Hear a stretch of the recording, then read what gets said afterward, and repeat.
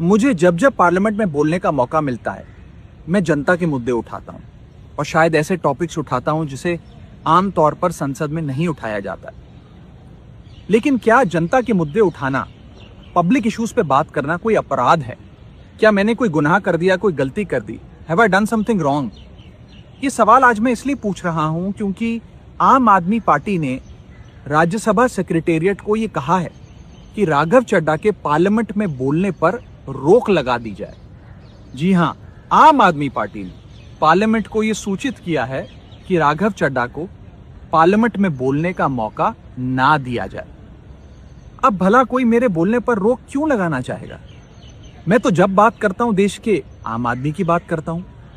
Airport पर मिल रहे महंगे खाने की बात रखी, जोमैटो ब्लिंकिट के डिलीवरी राइडर्स की प्रॉब्लम रखी, खाने में मिलावट का मुद्दा उठाया, टोल प्लाजा लूट से लेकर बैंक चार्जेस लूट की बात करी, यहां तक कि मिडिल क्लास पे टैक्स के बोझ से लेकर कंटेंट क्रिएटर्स पर स्ट्राइक क्यों करी जाती है, टेलीकॉम कंपनियां कैसे 12 महीने में 13 बार हमसे रिचार्ज कराती हैं, डेटा रोल ओवर नहीं देती हैं, रिचार्ज खत्म होने के बाद इनकमिंग रोक देती है, तमाम इश्यूज मैंने सदन में उठाए। और ये मुद्दे उठाने के बाद देश के आम आदमी का तो फायदा हुआ, लेकिन इससे आम आदमी पार्टी का क्या नुकसान हुआ?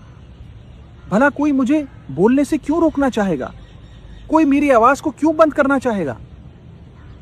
खैर, आप लोग मुझे अनलिमिटेड प्यार देते हैं। मैं जब जब आपके मुद्दे उठाता हूं, आप मुझे सपोर्ट करते हैं, मुझे शाबाशी देते हैं, मेरा हौसला बढ़ाते हैं।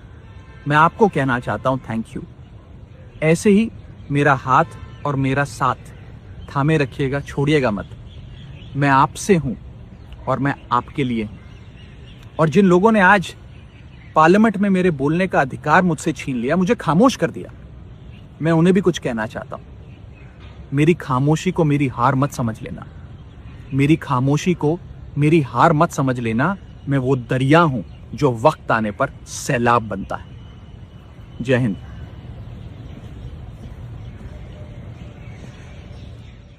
दूसरे ने गैस सिलेंडर की कमी होने से ही नकार दिया।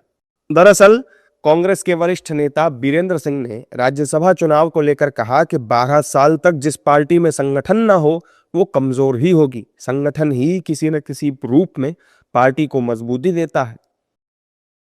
देखो, बात यह है कि 12 साल तक जिस पार्टी में संगठन ना हो और संगठन ही किसी न किसी रूप में किसी पार्टी को मजबूती देता है, तो कमज़ोरी इसी बात की रही कि सिर्फ एमएलए एमपी बनने के लिए कांग्रेस में रहने के जो लोग थे वो पार्टी की विचारधारा से या पार्टी की लीडरशिप से अलग इस बात से प्रेरित थे कि हमारे को राजनीति में जगह मिल सकती है किसी न किसी रूप में अगर हम कांग्रेस की टिकट लेने में सक्षम रहे।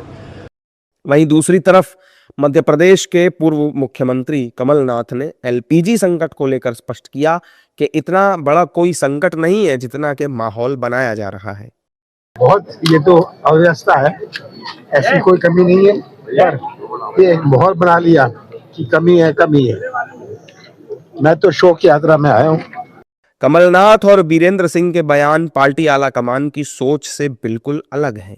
राहुल गांधी आए दिन एलपीजी संकट को लेकर बयान देते रहते हैं, लेकिन कमलनाथ के बयान से तो ये लग रहा है कि कोई एलपीजी संकट है ही नहीं।